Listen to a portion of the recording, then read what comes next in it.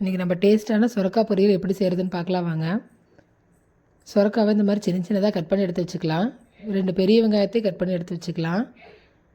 ஒரு கடாயில் எண்ணெய் ஊற்றி எண்ணெய் நல்லா காஞ்சதும் கடுகு நல்லா பொரியட்டும். கடலைப்பருப்பு போட்டுக்கலாம். 2 வரமிளகாவை போட்டுக்கலாம். நறுக்கி வச்ச பெரிய வெங்காயத்தை இதோடு சேர்த்திக்கலாம்.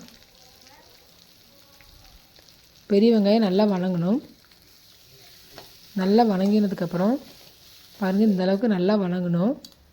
இப்போது நறுக்கி வச்ச சுரக்காவை இதிலே சேர்த்திக்கலாம். மஞ்சத்தூள், உப்பு இதெல்லாத்தையும் போட்டு நல்லா கலந்து எடுத்துக்கலாம். எல்லாத்தையும் நல்லா கிளறி விட்டு தண்ணி ஊற்றாமல் இதிலே நல்லா வேக வச்சுக்கலாம். இந்த மாதிரி கடைசியாக தேங்காய் போட்டு தேங்காவே நல்லா கலரி எடுத்துக்கலாம். அவ்வளோதான், சுவையான சுரக்காய் பொரியல் ரெடி ஆயிடுச்சு. இந்த மாதிரி செஞ்சு பாருங்கள், ரொம்ப டேஸ்ட்டாகவும் இருக்கும்.